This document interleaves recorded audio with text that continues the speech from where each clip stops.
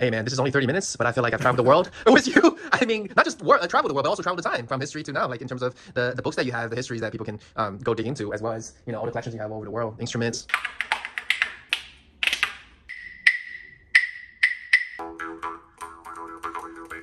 This I'm pretty sure our audience are very familiar with. 快板，兄弟们。 The skin of the drum represents the heartbeat of a woman. Oof. The neck represents the birth canal. And so the idea is that the sound of the heartbeat, the sound is being born as it comes through the birth canal and then comes out. So it's, you know, for me, growing up, it's like, you don't touch these unless you're given permission to touch these. These are sacred instruments and you treat them as such. Wow.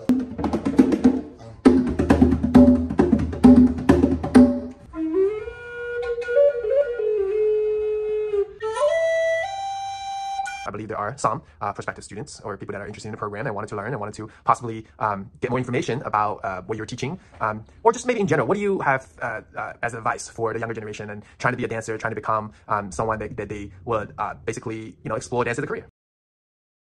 That would be really interesting because I'm pretty sure some of our audience will recognize it and they'll be amazed how you can play that as like something that you pick up. So these are Russian spoons. Okay. Right? What do you do with that? Same thing you do with those. It's just that these are more like the spoons. So if I had regular spoons, soup spoons, right? Because these could be soup spoons. Mm-hmm. And the way that you play these are different is you have to hold them like this. Now these for me are a little tricky because it's thin. It's not as wide as a soup spoon. Mm-hmm. And they slide a lot, but same. It's the same thing. It's the same concept as you saw those. Those are just easier because they're made to be an instrument, where these are spoons. Actual spoons. Actual spoons that they use to do those. So those are traditional Russian spoons. But the sound it's making, it's just so different based on the material. Based on the material, based on how you hold them in some cases. Mm-hmm. These are claves. Wait, claves? Yeah, claves. These were bell instruments in Africa, so people would play bells mostly when you had a wooden stick or something. You would play a bell. But the same rhythms that you played on bells for Cuba became sticks, and so they're called claves. And this is what keeps the timing for the different songs. So the drummers are, usually we're feeding off the drummer. The drummer is feeding off these. These tell everybody when to speed up or slow down. And so for claves, you have a basic, there's a bunch of different claves. Some of them I know, some of them I don't remember. But your basic 2-3 that people are most accustomed to is, that's a 2-3. 1, 2, 1, 2, 3. Or reverse, 3-2. And so these are a higher pitch than these, right? But these are just, and I use these when I teach dance instead of yelling over top everybody. Are they commonly used back in the days for dancing or playing instruments as like the basic, right? Yeah. This is a jaw harp, but this is from the Philippines. It's a Filipino jaw harp. What is a jaw harp? A jaw harp is an instrument that's also used as a percussive instrument that people would dance to, and you can, I don't know where my other one is. I don't see it, but the one I have from America, I don't see it. My desk, my room, my house is a mess. I have to excuse my place, it's a mess. I didn't know we were doing all of this. But, so a jaw harp is,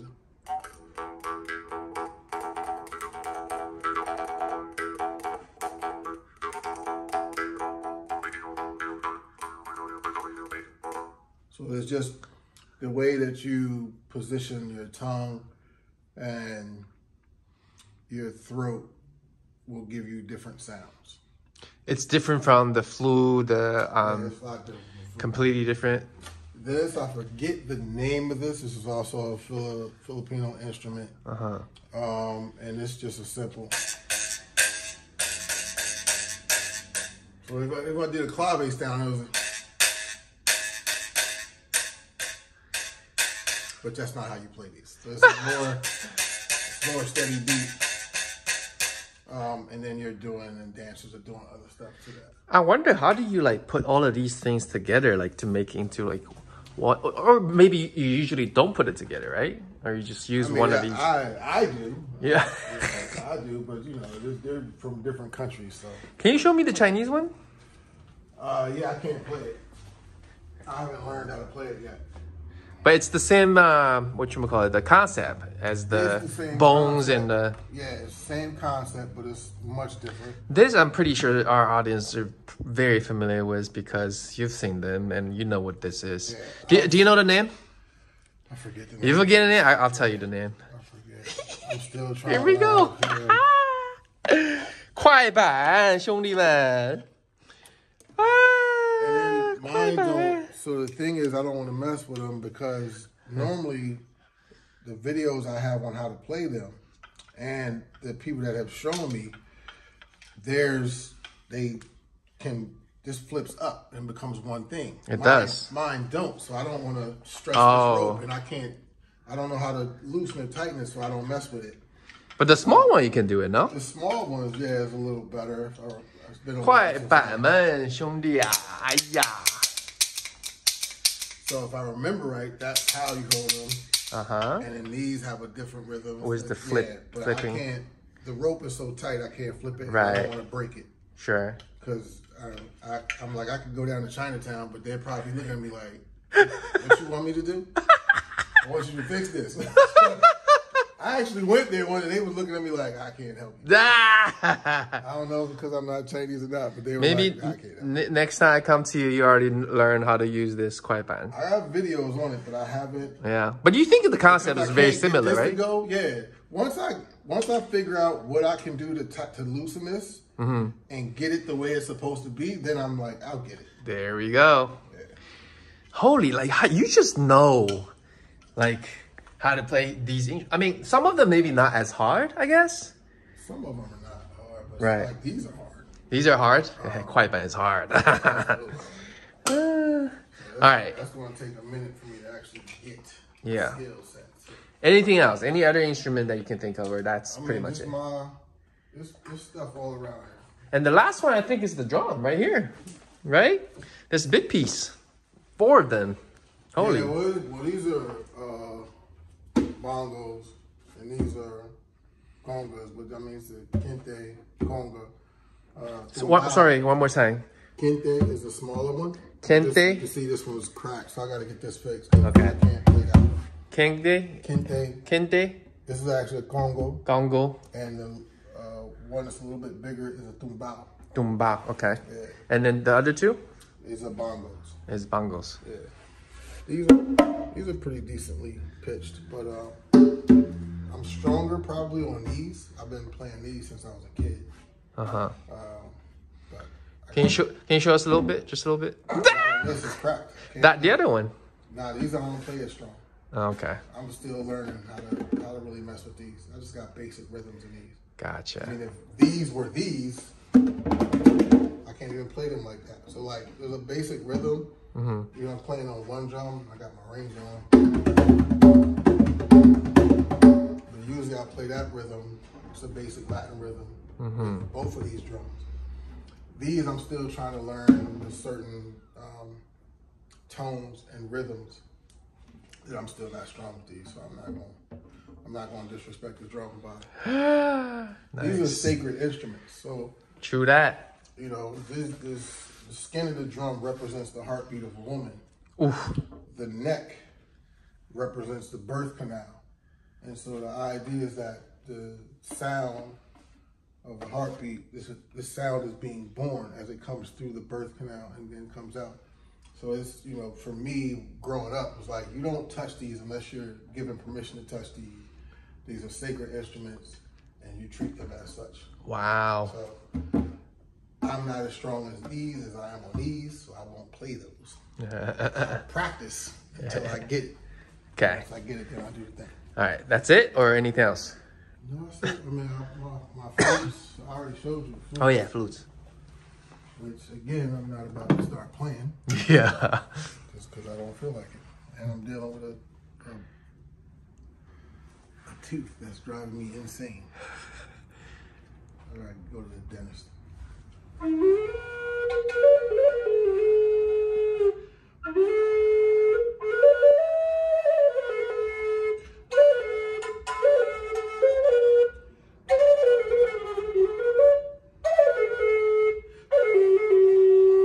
That's what I get.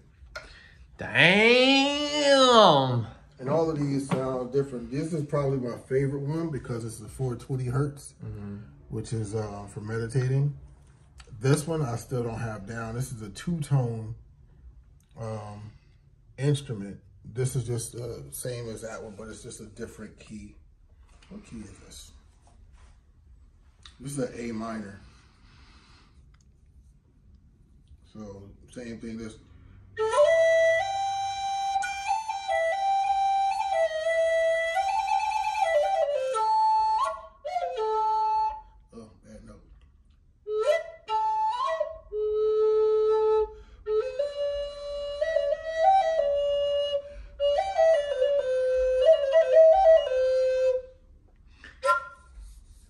Are they mostly like the Native American influence, or is it more like African?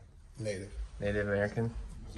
All this stuff is indigenous. Indigenous. This is stuff here from, again, it's not necessarily the tribal people I come from, Muskogee, but the fact that it's Navajo and the fact that it's indigenous, I'm like, in all the tribes they play flute, so. Hey man, this is only 30 minutes, but I feel like I've traveled the world with you. I mean, not just travel the world, but also travel the time from history to now, like in terms of the books that you have, the histories that people can go dig into, as well as, you know, all the collections you have all over the world, instruments. There's stuff all over. Hey, y'all might like this. I ain't taking it out, but might like this. So this is the first magazine where this is the first magazine that was written that called hip hop the elements of hip hop as far as the culture. Graffiti, DJ, Break Boys. Ooh. Right. This is the magazine where hip-hop was defined, the word hip-hop was defined as the umbrella term for the culture. This is the magazine. And when was that? January 1982. Oh, wow. And this is mainstream, I'm assuming. Huh? This is mainstream. Like, this is, like, popular. This? Right. This now? magazine. No. Then, yeah, back then, that's what I was saying. Back then, in New York, it was not all over. I wonder how many people recognize it. I mean, if you're my age and more and from New York, you might. Yeah. Outside of New York City, I doubt if people know. Yeah. Okay. Well, I think I have one last part I wanted to, I guess, have you talk about real quick. I mean, not that you've shown us, talked about all the stuff. What do you think? I mean, you are a professor at USC, right? You have students coming in, going to your program, mostly at college kids, I'm assuming. Yeah. So, and in my channel, I believe there are some prospective students or people that are interested in the program and wanted to learn and wanted to possibly get more information about what you're teaching, or just maybe in general. What do you have as advice for the younger generation and trying to be a dancer, trying to become someone that they would basically, you know, explore dance as a career? That's a very broad question. That is. I mean, it depends on where you live and what you're trying to do with dance. Mm-hmm.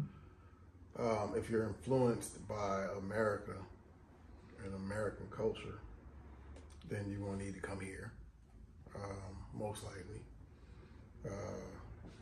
You know, if you're trying to do the commercial work, there is commercial work in New York City, but there's more of it here. In LA, I heard the same thing from cricket. Yep. Yeah. I would, if you're into hip hop and you're like, I want to go to New York and LA, go to New York first, in my opinion. Mm-hmm. because you're going to get the true roots of the dance there. You can come here and get the true roots of what, you know, like popping and locking and all that. Mm-hmm. But breaking and hip hop and house, that's East Coast. Yep. So go there, get that, because the culture there is different than out here. Right. There's still club culture there. Yep. For different age groups. It don't exist out here like it does on the East Coast. It's a little different here. So I would go there first, get that, then come here. And then get this studio focused, you know, approach. And maybe apply for USC. And if you're trying to get, you don't need USC to get into the industry of dance. Sure. You go to USC because you're looking for more than dance. If your goal is to just dance and maybe get in a music video or a movie or a tour, you can just go to studios and do that. Right. Do that kind of training and directly meet people who are working in this industry, possibly take classes with those who are choreographing in the industry. You ain't gonna get them at USC. Right. I mean, we have a few people at USC that work in the industry, but you're going to USC because you want an education. Right. Deeper than dance. Not that you need a fallback, but you're going to USC because you want, one, that college life, that college experience, that you want more from a quote unquote academic study and rigor than you would get from just dancing. Right. So while we're going to gear you up with, you know, your ability to dance, you now have access to other classes.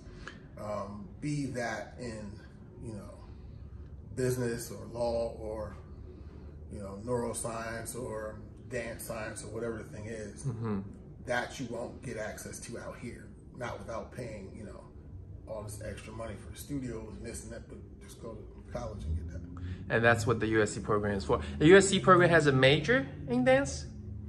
Yeah, it's a BFA major.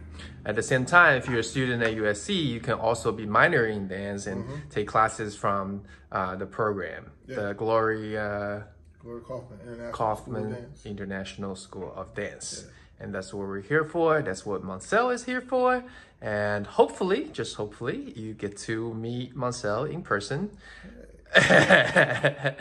And this basically wraps up our show. So, peace till next time. Thank you very much, Moncell. Thank you. Hey, all right.